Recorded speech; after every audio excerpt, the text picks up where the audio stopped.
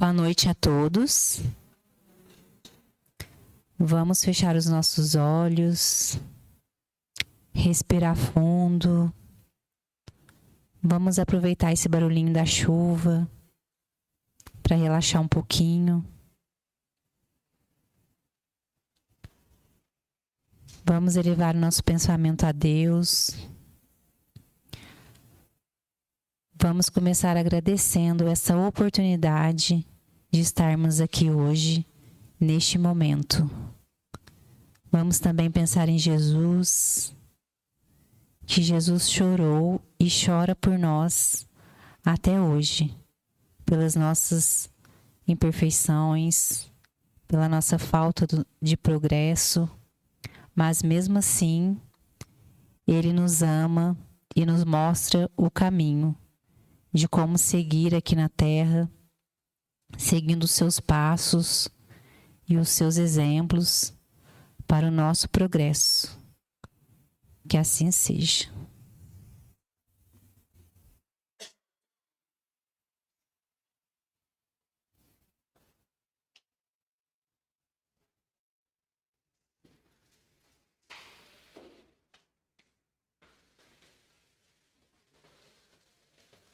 Boa noite a todos.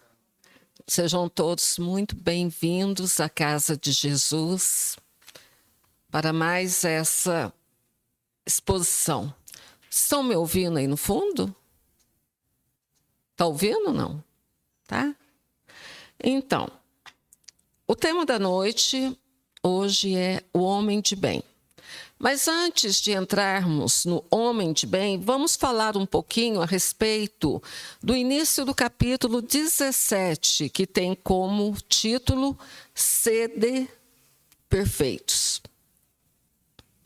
E outro detalhe, hoje é 31 de março, né? Hoje se comemora a data de desencarnação de Allan Kardec, que foi a 31 de março de 1869.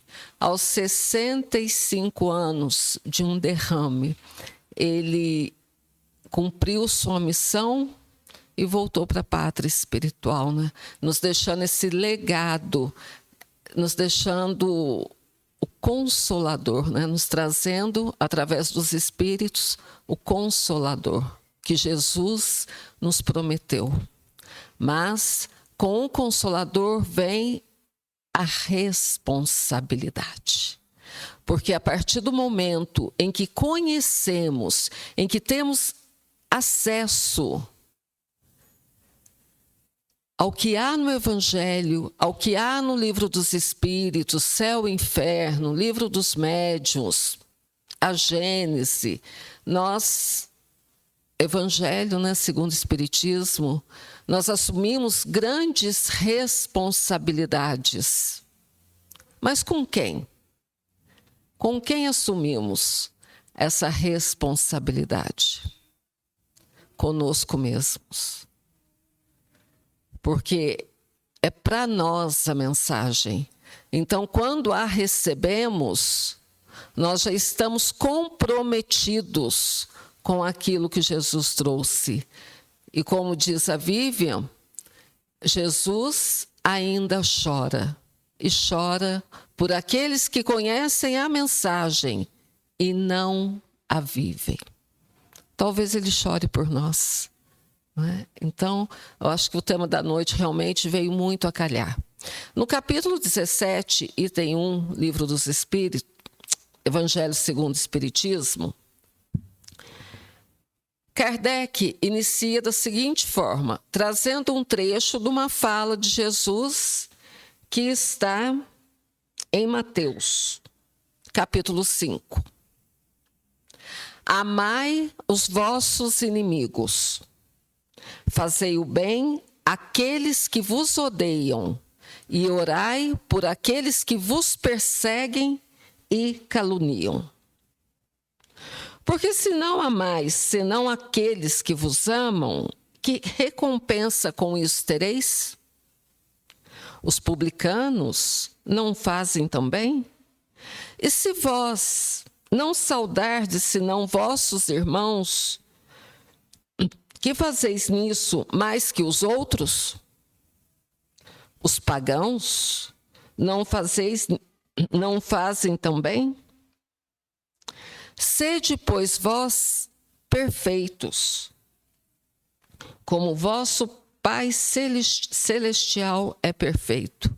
E essa fala de Jesus, ela é muito interessante, né? Porque ele faz comparações. Se a gente ama quem nos ama, é muito fácil. E quando ele coloca aqui, amai os vossos inimigos, ele não está falando para a gente, vem aqui, né? Eu te amo tanto. Não, porque nós não temos condições de amar aquele que nos faz mal. Mas quando ele diz o amai, porque o dialeto realmente, a língua era muito pobre, né? Na época, ele diz, não revide, não deseje, não queira vingança àquele que te fez mal. Se a gente consegue já fazer isso, estamos muito bem. Porque o amar é um longo caminho. Às vezes, nós não conseguimos amar nem aquele com quem convivemos. Imagine aqueles que nos fazem mal. E ele diz, mas os publicanos também o fazem. Eles amam aqueles que os amam. Quem eram os publicanos? Senão os cobradores de impostos, odiados por aquela sociedade. E os pagãos também o fazem. Os pagãos não seguiam o judaísmo, não seguiam nenhuma religião. Eles tinham várias religiões, eles eram politeístas. Então, eles eram considerados também pessoas excluídas, porque não pensavam como os judeus pensavam. Eles eram diferentes. Né? E Jesus faz essa comparação pelo fato deles serem excluídos. E quando ele diz, sede, pois, perfeitos, pois vós outros perfeitos, como vosso Pai Celestial é perfeito, é interessante essa colocação do verbo sede. Sede, ele está afirmando, é como se ele dissesse, faça isso. Porque o verbo sede, ele está na segunda pessoa do imperativo.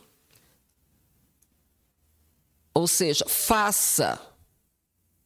Sede perfeito. É como ele nos desse uma ordem. Mas ele coloca, sede perfeitos como Deus. Mas é possível sermos perfeitos como Deus? Na nossa condição? Será que é possível? Como vamos ser perfeitos? Nós nunca atingiremos a perfeição absoluta, porque perfeição absoluta somente Deus. Porque se alcançássemos a perfeição absoluta, teriam muitos deuses. O nosso objetivo é a perfeição. E como Jesus, que é o nosso modelo, ele é o nosso modelo de perfeição. Então, se fizéssemos aquilo que ele nos pede para fazer, se já estivéssemos nesse caminho, nós já teríamos progredido muito.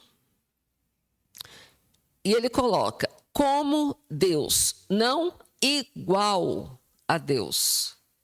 Como? Olha os atributos de Deus. Olha que Deus é amor, olha que Deus é justiça, olha que Deus é misericórdia. Nós podemos amar, nós podemos sermos justos, podemos ser misericordiosos, como Deus, não igual a Deus. Está claro? E Jesus nos fala de uma perfeição relativa, aquela da qual a humanidade é suscetível e que mais se aproxima da divindade. E isso eu tirei, é claro, não é da minha cabeça, é do Evangelho segundo o Espiritismo, capítulo 17, né, reforçando, não falo nada da minha cabeça, tem muito pouco a oferecer, mas graças a Deus nós temos aqui o Evangelho. Aí eu pergunto, na nossa condição, em que consiste a perfeição? Nós temos ideia? Temos, Léo? Sim. Sim.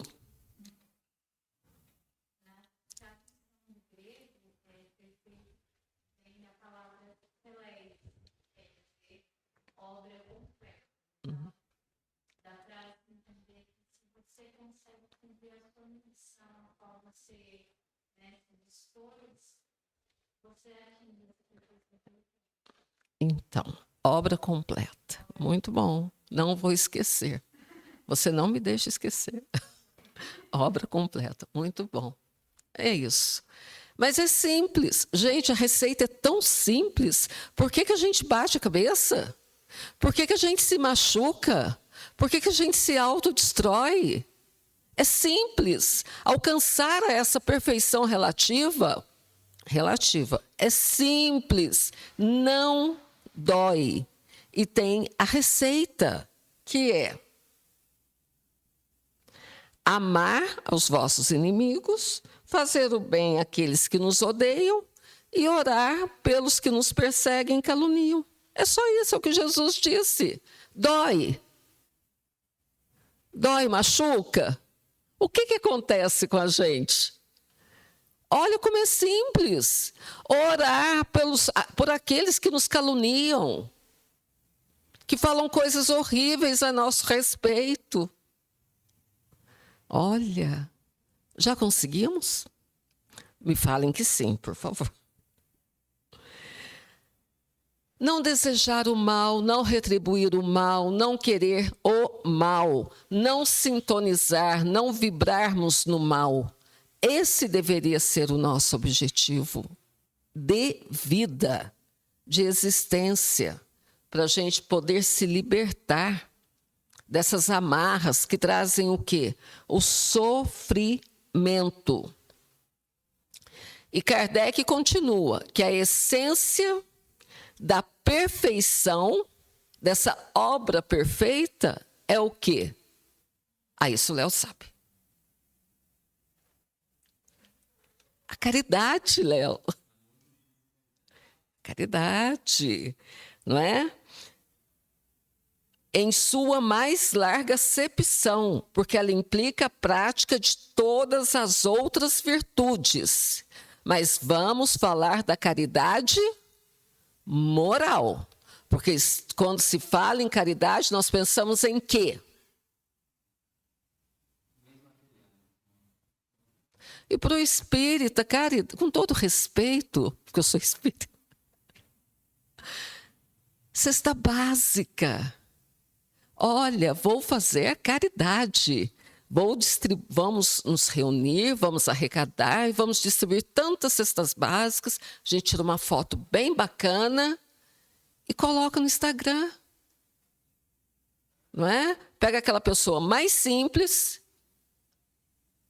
com a cesta no colo, e vamos tirar ali uma foto bem bacana para a gente postar, para o mundo ver como nós somos bonzinhos, como nós somos bacanas, como somos pessoas de bem, que nós só queremos fazer o bem.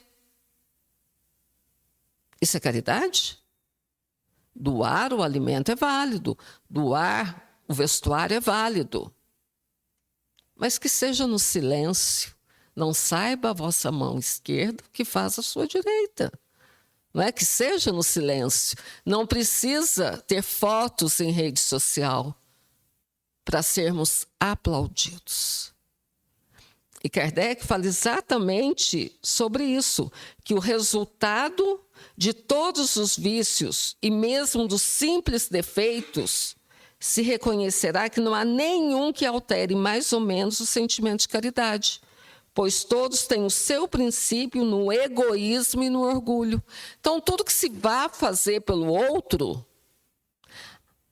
no momento que eu mostro para o mundo, posto nas redes sociais, que eu não tenho, né, mas faz de conta, o que eu fiz, acabou. O meu orgulho, a minha vaidade, ela já destruiu o sentimento que deveria ter de caridade. Acabou. E isso em qualquer situação. Quando a gente estende a mão a alguém e depois lá na frente a gente cobra. Você lembra? Você lembra daquela vez o que eu fiz por você? Não interessa qual relação seja, mas se há cobrança, há egoísmo, há vaidade, há orgulho. E todo o bem que é feito, ele desaparece. Porque os nossos vícios morais, eles são muito maiores do que a vontade de fazer o bem. Por isso estamos aqui. Olha, terça-feira, chuvinha gostosa, podia estar em casa, deitado. Mas a gente está fazendo o quê? Buscando essa melhoria. Nós estamos buscando o quê? Nós queremos ser o quê? Melhores. É o nosso objetivo. Então, precisamos ter em mente. E ele diz que o orgulho e o egoísmo são a negação, porque tudo que superexcita o sentimento da personalidade, do ego, destrói ou pelo menos enfraquece os elementos da verdadeira caridade. E quais são os elementos da verdadeira caridade? Benevolência. Quando fizermos algo a alguém, não importa se é algo material, moral, que sejamos benevolentes, não humilhemos o outro, né? Não coloquemos o outro um patamar abaixo, porque nós não temos essa condição.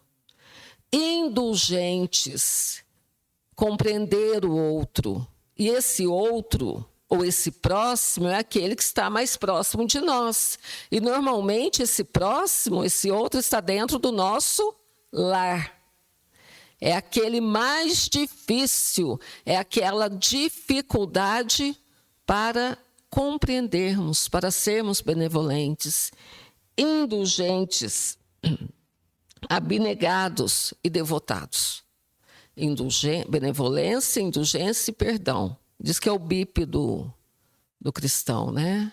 Benevolência, indulgência e perdão. Kardec diz, é a verdadeira caridade. Não adianta a gente pôr a mão no bolso e distribuir dinheiro. Não adianta doar 500 cestas básicas se o coração não estiver envolvido nesse projeto. Não adianta a gente querer ouvir alguém com seu problema e a mente lá na frente, nem prestando atenção no que a pessoa está falando. Ou quando a pessoa vem falar com a gente, olha, eu estou passando por uma situação tão difícil. Ah, mas eu também. Está difícil para você? Imagina para mim. Você não imagina o que eu estou passando. E não ouvir o outro. Porque, às vezes, a gente quer que a nossa dor seja maior que a do outro. A gente quer supervalorizar aquilo que sentimos. Enquanto o outro, é o outro. Imagina se a dor dele é importante. A minha é, mas a dele não. Então, nós precisamos aprender o amor ao próximo, que é levado até ao amor dos inimigos, não podendo se aliar com nenhum defeito contrário à caridade. Repito, não temos condição nem de perdoar no sentido amplo da palavra, de amar muito menos, mas vamos aprender a orar, a não desejar o mal àqueles que nos fazem o mal. Porque quando a gente faz o mal e a gente cai em si do mal que fez ao outro, a gente quer ser perdoado, a gente quer ser entendido. Nós queremos ser entendidos, queremos ser perdoados. Então nós precisamos oferecer ao outro aquilo que queremos também receber. E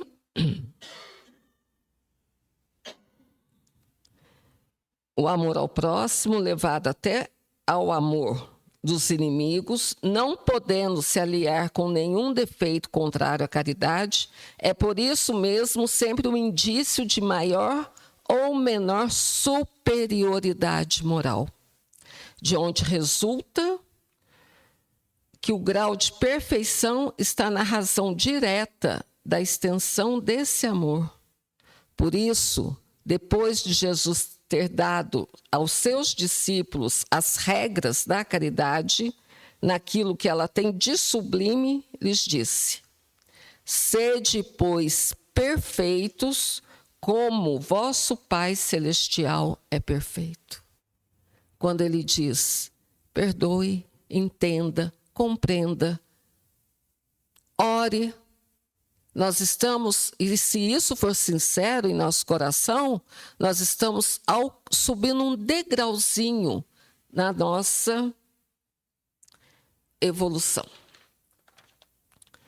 Então, essa é a parte, o item 1 do capítulo 17 do Sede Perfeitos, que é caracteres da perfeição. O item 2 é o homem de bem. Mas para se chegar ao homem de bem, é necessário conhecer os caracteres da perfeição. Então não é difícil.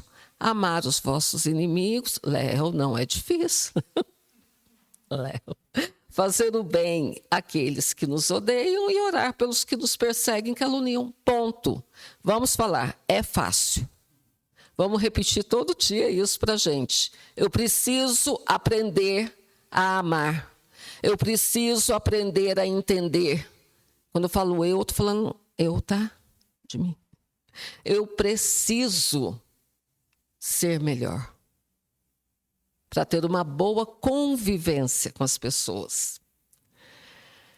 Mas o verdadeiro homem de bem é o que pratica a lei de justiça, amor e caridade na sua maior pureza. Alguém já leu o capítulo 17 do Evangelho segundo o Espiritismo? Que é um livro que tem que ser de cabeceira para todos os dias meditarmos sobre uma passagem? Então, quando chegar em casa, ou amanhã cedo, ou antes de dormir, peguem esse capítulo 17 e leiam todos os caracteres do homem de bem, porque eu não vou falar todos, que são muitos, para ver se a gente já se encaixa em algum deles, para ver se a gente já está próximo de algum deles, ou se ainda estamos na inércia das nossas ações. Achamos tudo muito bonito, a gente lê um texto, a gente lê uma mensagem. Nossa, que bonito! Que mensagem maravilhosa! Mas o que aquela mensagem disse a mim, a nós? O que o que podemos extrair daquela mensagem? O que podemos extrair para o nosso dia?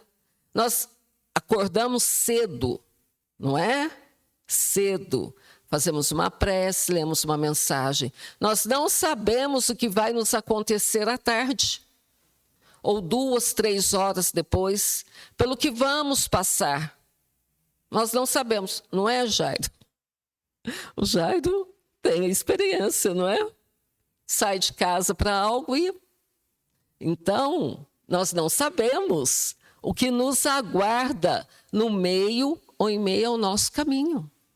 Por isso, quando fazemos uma prece, lemos uma mensagem, meditamos, estamos nos preparando para o nosso dia. Estamos nos preparando para o que vem. Porque a gente não sabe. E Kardec diz que o homem de bem se interroga a consciência sobre seus atos. Pergunta a si mesmo se não violou essa lei. Se não fez o mal e se fez todo o bem que podia. Se negligenciou voluntariamente uma ocasião de ser útil. Se ninguém tem o que reclamar dele. Enfim, se fez ao outro aquilo que quereria que se fizesse a ele. Porque a gente quer muito. E às vezes oferecemos muito pouco. E em todos os nossos atos, em todos da nossa vida, o que conta é a intenção. Com qual intenção? O que há por trás daquela atitude? Estamos sendo verdadeiros? Estamos movidos por um sentimento de auxílio? Um sentimento cristão ou não? Então, para a gente se avaliar, porque Santo Agostinho diz, né? É o que ele fazia no seu autoconhecimento, que todas as noites, ao se deitar, ele fazia exatamente isso. Ele avaliava a sua consciência. Falei algo que ofendi? Pensei algo que não devia? Desejei o bem? Quis o mal? O que eu fiz durante meu dia? Se pela manhã nós podemos nos preparar para um dia que não sabemos o que vai acontecer, à noite a gente se autoavalia. O que eu fiz? Atravessei o dia, mas o que eu fiz durante o meu dia? Olha, se a gente não prejudicou ninguém, não pensou mal de ninguém, não desejou o mal de ninguém, nossa, nós já estamos ganhando. Você pode ter certeza sobre isso. Se alguém quiser comentar alguma coisa, perguntar ou discordar, esteja à vontade. Mas eu não trouxe todas as características, né, do homem de bem, senão nós iríamos ficar aqui por 2, 3, 4, umas 5 horas, não é o objetivo. Então, Emmanuel, num texto dele, ele traz características principais do homem bom, baseado exatamente nesse capítulo do Evangelho. E ele diz assim, que o homem de bem, ele tem fé e é submisso. Possui fé inabalável em Deus, aceitando as vicissitudes da vida como provas ou expiações necessárias sobre os acontecimentos que não temos controle. Sobre o que temos controle, ótimo, porque nós temos controle sobre algumas coisas de nossa vida, mas existem acontecimentos que nós não temos controle. E quando vem, qual é a nossa atitude? Nós temos fé que vamos passar por aquele deserto? Nós entendemos a vontade de Deus aplicada em nossa vida através de suas leis? Nós entendemos? Quando fala de submissão, não é, ai meu Deus, nossa, muito obrigada, tá? Agora, não, se eu descubro uma doença em mim, por exemplo, eu descubro que eu tenho um sério problema a pessoa descobre que tem um sério problema no pâncreas.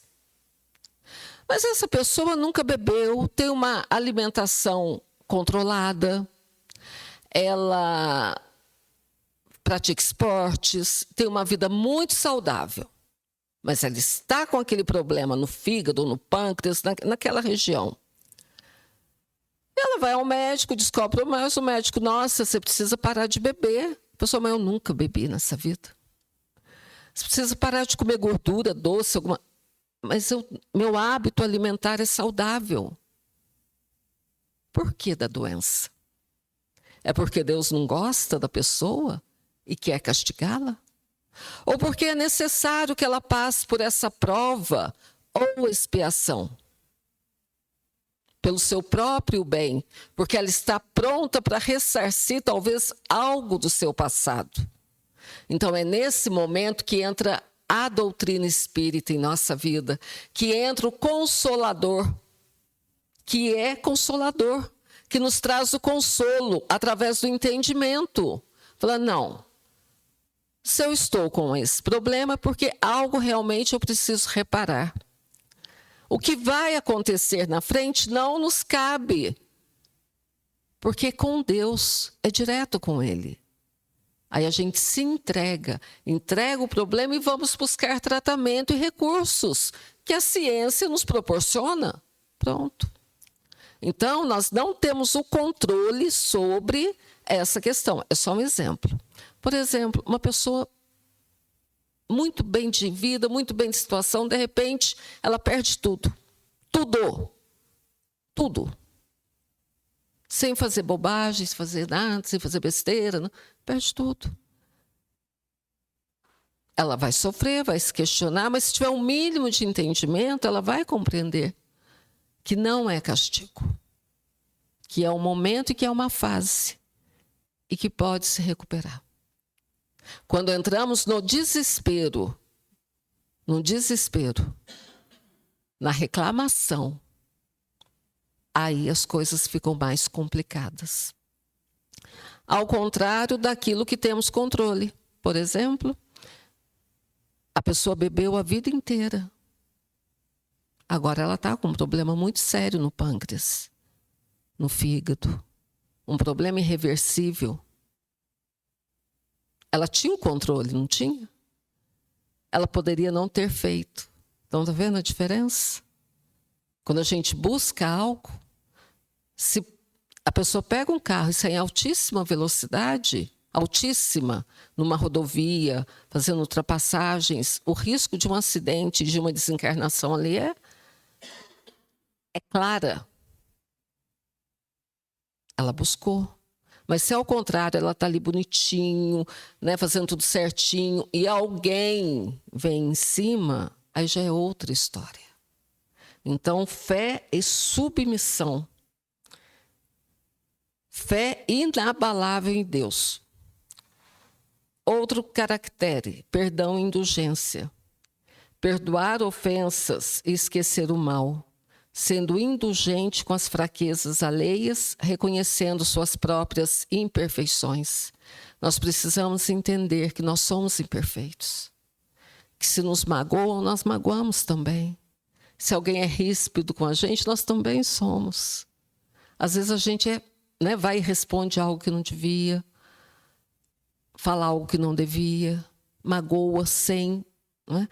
E a gente recebe isso também. Então, quando a gente vê no outro a nossa fraqueza, nós vamos mudando de postura. Nós vamos mudando o nosso entendimento em relação ao outro. E essa questão do perdão, perdoar as ofensas. O fulano falou mal, está tudo bem, a opinião está tudo certo. Como diz, a gente só perdoa quando se sente ofendido, né? Quando não sente, a gente não precisa nem perdoar. Para quê? Se não está ofendido, não precisa perdoar. Mas essa questão de situações mais graves, nós precisamos aprender primeiro a digerir a situação. Aos poucos, né? Fica aquela coisa aqui, quando é algo muito grave aqui. Então, a gente tem que ir digerindo a situação, para depois trabalharmos em nós esse perdão. Para quando nos lembrarmos da situação, de tempos em tempos, aquilo não nos afetar. até que um dia desaparece. Aí o perdão se concretiza. Como diz Divaldo, perdoar não é esquecer, é digerir, não é? Perdoar é olhar e falar, não quero o mal dele. Aí nós já estamos começando a trabalhar esse perdão.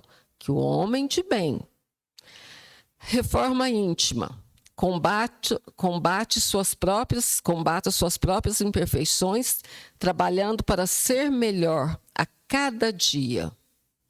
E é o nosso objetivo, é exatamente esse, sermos melhores a cada dia. Baseado em tudo isso, nas nossas reflexões, o que eu não quero fazer hoje mais que ontem eu fiz? O que eu não quero pensar hoje mais que ontem eu pensei? O que eu não quero? O que me incomoda? O que me torna uma pessoa... não me torna uma pessoa bacana. Então, nós precisamos refletir sobre nós para mudarmos. Desapego e humildade. Colocar os bens espirituais acima dos materiais e não se envaidecer de suas qualidades. Colocar os bens espirituais acima dos materiais, sempre. Somos daqui? Não. Vamos permanecer aqui? Não. O que nos pertence aqui? Alguém me responda, por favor, o que temos aqui que é nosso? Alguém sabe?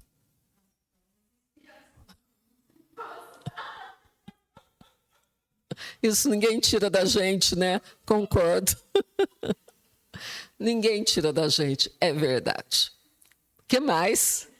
Mais alguma coisa que é nossa? O corpo? Não. Habita, mas vamos levar?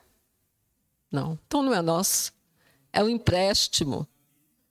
É um empréstimo que será cobrado juros e correção se não cuidarmos bem. Empréstimo. Está lá, vai ficar na terra. Será comido pelos vermes. E que estejamos desapegados para não sentirmos a dor da desencarnação. Porque quanto mais a gente se apega, mais sofremos. O corpo não é nosso. A família é nossa? Os filhos são nossos? Os pais, amigos, nada é nosso. Nós nascemos, nós reencarnamos sozinhos. E voltaremos sozinhos. Eu posso desencarnar numa tragédia coletiva. Mas daquelas pessoas, aqueles espíritos não irão me acompanhar para onde eu for. Cada um vai ser direcionado para um lugar. Estarei sozinha. Com o quê? Com a consciência, com os nossos atos. E se a gente tiver uma vontade muito firme de se melhorar, estaremos melhores. Nós precisamos entender que a morte, ela nos ronda a todo momento. Nós não sabemos qual é o nosso momento. Precisamos estar preparados. Porque se reconhece o verdadeiro cristão, o verdadeiro espírita, pelo esforço de ser hoje melhor do que ontem e amanhã melhor do que hoje. E nós estamos tendo todas as oportunidades, todas. Ser espírita nesses dias tão difíceis é uma bênção. É uma bênção, porque nós estamos vivendo o momento da separação do joio e do trigo. E daí precisamos nos colocar o que eu sou, joio, trigo, porque os dois são parecidos, são muito parecidos. E o joio só é cortado quando os dois crescem juntos. Aí dá para separar. O que somos? Como estamos aproveitando esta oportunidade? E ele diz: compreensão, colocar-se no lugar do outro, oferecendo solidariedade. A gente usa muito a palavra empatia, né? Ah, mas fulano não tem empatia, o outro não tem empatia. Empatia não é se colocar no lugar, se colocar, é sentir com o outro. É saber que o outro está sofrendo e o que eu posso fazer para aliviar essa dor. É segurar na mão daquele que sofre. Vai passar, porque tudo passa. Então, é termos compreensão com o nosso próximo. E a base desse comportamento é a regra áurea de ouro: fazer aos outros o que gostaria que fizessem a si mesmo. A gente quer muita coisa. A gente quer receber compreensão, amor. A gente quer tudo, mas oferecemos pouco. Precisamos oferecer mais. Então, o homem de bem é uma meta de evolução moral, refletindo a vivência cristã pura, conforme descrito aqui no Evangelho segundo o Espiritismo. Mas, para nos tornarmos homens de bem, nós precisamos ter o quê? Além da vontade, fé. E como diz nosso querido Kardec, que só a fé inabalável, senão aquela que pode encarar a razão face a face em todas as épocas da humanidade. Nós não enganamos a ninguém. Ninguém. A gente pensa que engana, não é? E me lembro uma passagem de André Luiz, quem leu Nosso Lar vai lembrar. Quando André Luiz está lá com os mentores lá em Nosso Lar, que eles são chamados ao portão da colônia. Chegando lá, né, os guardas que tem, falam: olha, tem uma senhora aí que está de novo aí querendo entrar, clamando e pedindo por socorro, clamando e pedindo, né, para entrar, porque ela merece entrar no nosso lar. Aí, e ela implorava, e ela pedia, e André Luiz, ele ficou muito chocado, porque ele ficou com muita pena daquela mulher, ele ficou com muita pena daquela senhora. E ele disse: mas por que não abrem um portão para ela entrar? Eu não me lembro o nome, é claro, né? Mas quem estava com André Luiz, o mentor, disse a ele: olhe, preste atenção nela. E no seu perispírito, que a Lúcia muito bem falou a semana passada, né, sobre o perispírito, onde tudo fica registrado, tudo estava cheio de fetos de crianças. Ela era uma mulher que fazia o aborto em outras mulheres.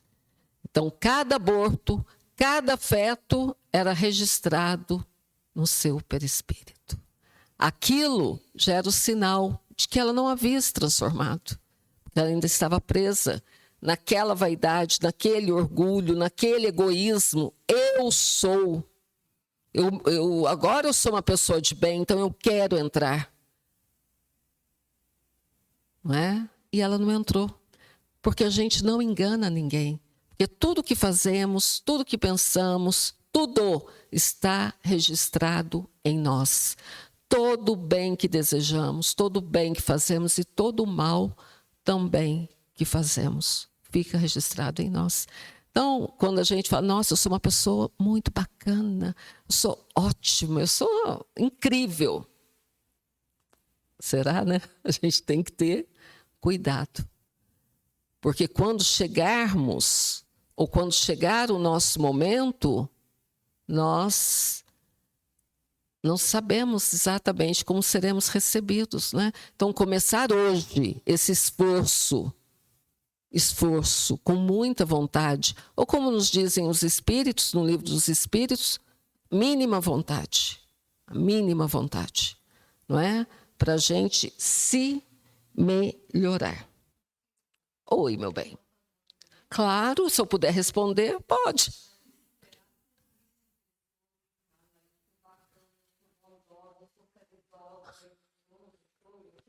Claro. Lógico. Lógico que existe.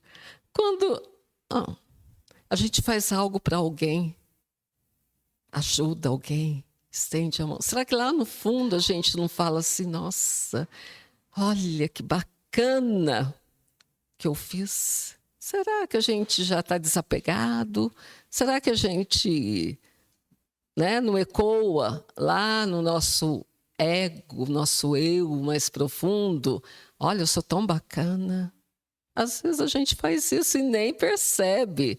Olha o que eu fiz por aquela pessoa.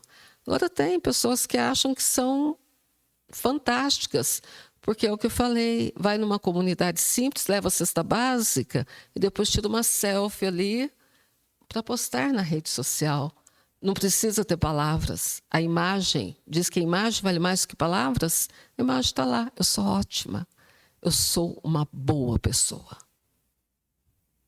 Então, nós precisamos ter esse cuidado. Mas nós precisamos ter esse cuidado em fazermos tudo o que pudermos, todo o bem possível ao outro, mas de forma silenciosa. Ninguém precisa saber.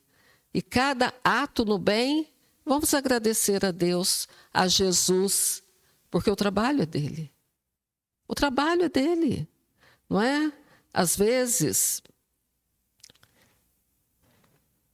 dentro das religiões tem muito isso. Muito isso. Dentro do espiritismo tem muito isso. Eu sou ótimo, olha como... Nossa, olha um palestrante fantástico. Tem muita vaidade no meio, como em todos os meios. Sabe por quê? Porque nós somos humanos. Nós erramos. Nós somos frágeis, não somos maus, somos frágeis, como disse Jesus. Então, nós precisamos cuidar desse nosso eu, não é? E olhar o outro como um próximo que é igual a nós, com os mesmos direitos, deveres. Não é? Às vezes, a gente não aceita o outro porque ele é diferente, porque ele pensa diferente, porque a opção de vida dele é diferente. A gente não aceita. Mesmo dentro de casa, mesmo dentro do lar. Quanta tirania, às vezes, dentro do lar com um filho que tem atitudes que não nos agrada. Mas é ele. Não é? Quantas coisas se acontecem dentro do lar e depois se sai à rua, coloca uma máscara, chega...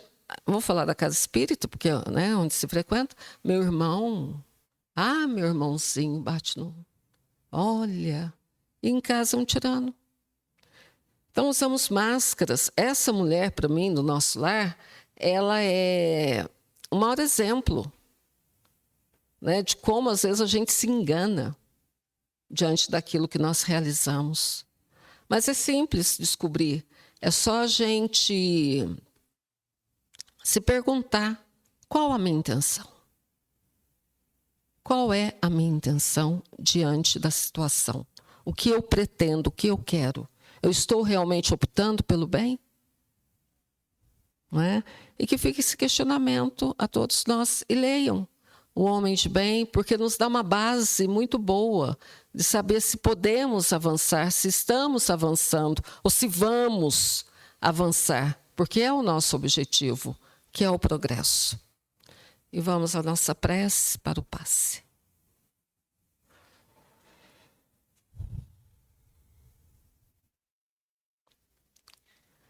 Senhor, mais uma vez, reunidos em Tua casa, trazendo a Tua mensagem de amor, somos-te imensamente gratos por nos proporcionar momentos que enchem nossa alma e o nosso coração de alegria, de esperança, porque sabemos, Mestre, que o caminho é único, é o bem. Não temos opção mais, não podemos mais desvirtuarmos. Nós optamos, sim, por esse caminho, com todas as dificuldades, com todas as limitações, Mas sabemos, Mestre, que vamos alcançar a Ti um dia, se perseverarmos até o fim. Então, Senhor, te pedimos o Teu auxílio em nossa existência, para que possamos sim nos tornarmos pessoas melhores, para que queiramos ser pessoas melhores, auxiliando-nos e auxiliando aquele que necessita. Obrigada por tudo, pelos nossos amigos, nossa família e por essa doutrina e por Kardec, que nos trouxe essa obra que não temos palavras para descrever, a codificação, nos auxiliando em nosso progresso. Obrigada por tudo, obrigada ao nosso Pai, Criador, Deus, e permaneçam conosco, aos nossos queridos mentores de nossa casa, no momento do passe, auxiliando-nos, renovando nossas energias e envolvendo-nos em paz e amor. Que assim seja.